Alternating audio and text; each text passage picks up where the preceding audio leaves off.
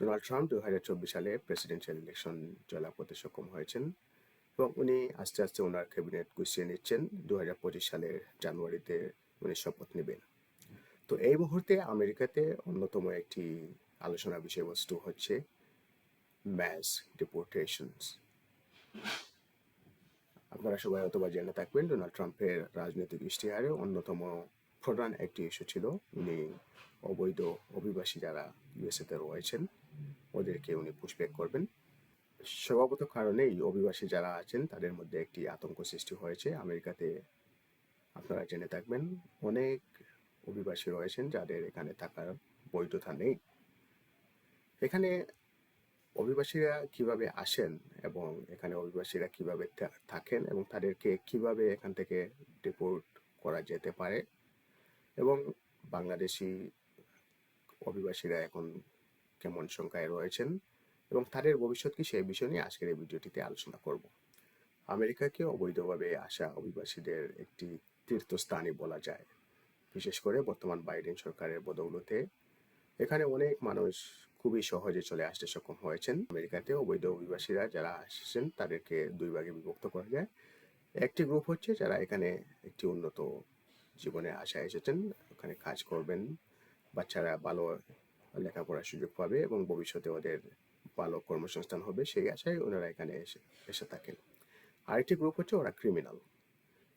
বিশ্বের বিভিন্ন দেশে বিভিন্ন ক্রিমিনালরা রয়েছে, ওরা সামহাও ওইসব দেশ থেকে পালিয়ে আমেরিকাতে চলে আসতে সক্ষম হয়েছে। তো স্পষ্টই বলা যায় ক্রিমিনালরা এখানে এসে বিভিন্ন অপরাধ কর্মকাণ্ডের সাথে জড়িত হয়েছেন এবং সেখান থেকে সমস্যাটা সৃষ্টি হয়েছে। ডোনাল্ড ট্রাম্পের নির্বাচনী ইশতেহারে ছিল উনি নির্বাচিত হলে অভিবাসীদেরকে ম্যাস ডিপোর্টেশন করবেন এবং যারা এদিকে আসতেছেন বর্ডার দিয়ে অবৈধভাবে ওদেরকে আসা বন্ধ করে দিবেন।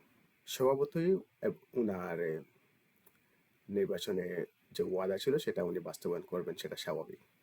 তবে অন্যতম আরেকটি উল্লেখযোগ্য এবং ঐতিহাসিক ঘটনা ঘটেছে। ডোনাল্ড ট্রাম্প অনেক ব্যবধানে আমেরিকা নির্বাচনে জয়লাভ করতে সক্ষম হয়েছেন। অনেকেই এটা কল্পনাও করতে পারেনি উনি পপুলার ভোটে জয়লাভ করবেন এবং উনি ইলেকট্রাল কলেজেও জয়লাভ করবেন। কাজেই নির্বাচনে জয়লাভ করার পরই উনি একটি স্টেটমেন্ট দিয়েছেন উনি যে কোনো মূল্যেই অবৈধ অভিবাসীদেরকে এই দেশ থেকে ছেড়ে যেতে বাধ্য করবেন এবং যারা এখানে অবৈধভাবে আসতে চান তাদেরকে এখানে আসতে দিবেন না। অলরেডি উনি কাজ শুরু করে দিয়েছেন, যদিও প্রেসিডেন্ট হিসাবে এখনো শপথ নেননি, কিন্তু অভিবাসী এই ম্যাস ডিপোর্টেশনে যারা কাজ করবেন তাদেরকে অলরেডি উনি সিলেক্ট করে নিয়েছেন। এর মধ্যে অন্যতম একটি নাম হচ্ছে টম হোমেন, যাকে নিয়ে আমেরিকার মিডিয়া দুদিন থেকে সরগরম। উনি একজন ট্রাম্পের এই মাস ডিপোর্টেশনের সাপোর্টার। ট্রাম্পের ক্যাম্প থেকে এখনো স্পষ্ট কোনো গাইডলাইন দেয়া হয়নি যে কিভাবে এই প্রজেক্টটা চালানো হবে। ট্রাম্পের টিম থেকে যদি কোনো স্পষ্ট গাইডলাইন আসে সেটা নিয়ে আমি ভবিষ্যতে আরেকটি ভিডিও বানাবো। তবে ট্রাম্পের পূর্ববর্তী প্রশাসন এবং ওনার বিভিন্ন বক্তব্য থেকে বিশ্লেষকরা একটি গাইডলাইন তৈরি করতে সক্ষম হয়েছেন। সেটা হচ্ছে উনি প্রথমে যারা কনভিক্টেড ক্রিমিনাল অবৈধভাবে এখানে আসতে সক্ষম হয়েছেন তাদেরকে ধরে উনি ডিপোর্ট করবেন। তার পরবর্তীতে যারা এখানে অবৈধভাবে অভিবাসী হিসেবে আছেন, যাদের কোনো বৈধতা এখানে নেই, তাদেরকে রিপোর্ট করবেন এবং ফাইনালি উনি অনেক ফ্যামিলিকেও রিপোর্ট করবেন। তো এখানে একটি গ্রুপ তৈরি হয়েছে যারা অবৈধভাবে এদেশে এসেছেন। এদেশে আসার পরে তাদের বাচ্চা হয়েছে, যেহেতু বাচ্চা এই দেশে জন্ম হয়েছে কাজে বাচ্চা এই দেশের আমেরিকান নাগরিক।